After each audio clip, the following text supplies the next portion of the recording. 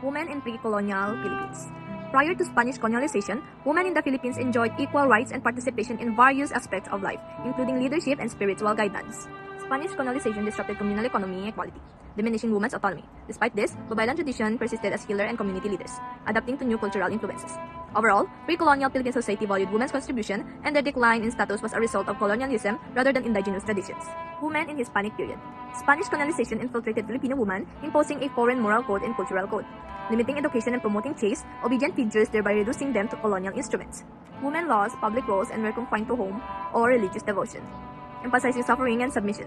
Propaganda movement recognized women's role in education and societal progress. Filipina women including Gabriela Silang, Gregoria de Jesus, and Agueda Cahabagan played crucial roles in the Philippine Revolution despite the centuries' suppression. Women in the American era. During the American period in the Philippines, women continued to play a significant role in society, focusing on charity work and social services as documented by Ada Miranda. Here are some development of women groups in the Philippines. In 1899, the Association de Damas de la Cruz Roja was formed to help in the Philippine War effort. In 1907, La Gota de Leche was formed to assist women in maternal and infant care. In 1906, the Association Feminist was created. It fought for women's suffrage. Most women groups in the Philippines were led by the elite, representing only one side of Filipino women. They supported the West's development agenda and social welfare, providing social safety nets for marginalized and displaced people. Women's club also provided charity work, distributing Christmas gifts, helping prisoners, and caring for others. Women were also victims of violence and harassment. Despite these exploitations, the Philippine industry did not actually advance, and extractive economic activities degraded the environment. The birth of militants moved with the feminist agenda. Revolutionary groups in the 1960s and 1970s linked to feminist and socialist movements argued that the nation was suffering from underdevelopment due to its economy serving U.S. interests. Bakibaka, an important group, emphasized women's issues as integral to national liberation objectives. In 1980s, the Kilusan ng Kababaihang Pilipina, the Katipunan ng Kababaihang para sa Kalayaan, were groups that contested the Communist Party's anti-women policies focusing on women's welfare and national liberation issues. The National Organization of Women was a prominent group focusing on women's social, political provision, and free elections. Women's movement in the Philippines focused on issues such as trafficking, domestic violence, maternal and reproductive health, and protection of domestic workers. They also support women's services like daycare centers, training, and cooperative formation. So the next is the 10 Filipinas who advance modern feminism in the country. So the first is Leticia Ramos Shahani, a former senator and UN Secretary General. She represented the Philippines at the first international conference on the status of women in Mexico. Second is Patricia Benitez Licuanan, a renowned psychologist. She focused on women's issues, particularly migration-related issues. She advocated equality in educational institutions.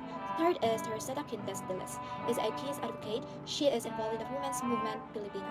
Fourth is Sister Mary John Mananzan, former Gabriela, chairperson and president of the St. Scholastica's College. She was named one of the top 100 inspiring people in the world. And fifth is Sister Christine Tan, first Filipina to lead the Philippines province of the Religious of the Good Shepherd. And sixth is Joy Barrios. She holds PhD in Filipino and Philippines literature from University of Philippines. And seventh is Maria Lorena Barros. She founded the Malayang Kilusan ng Bagong Kababaihan or Makibaka.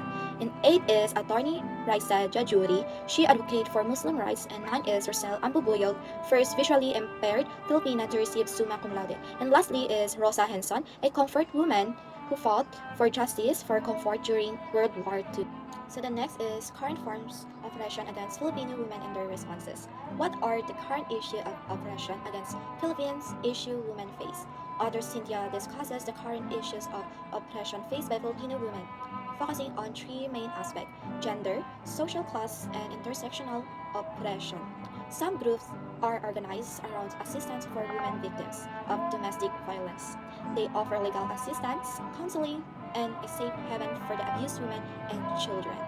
And lastly is practical feminism in the Philippines. The Philippines women's movement is primarily focused on practical concern rather than ideological ones. Largely due to the multiple oppression faced by Filipino women and Filipinos, the movement has focused on issues such as violence against women, domestic violence, and so on.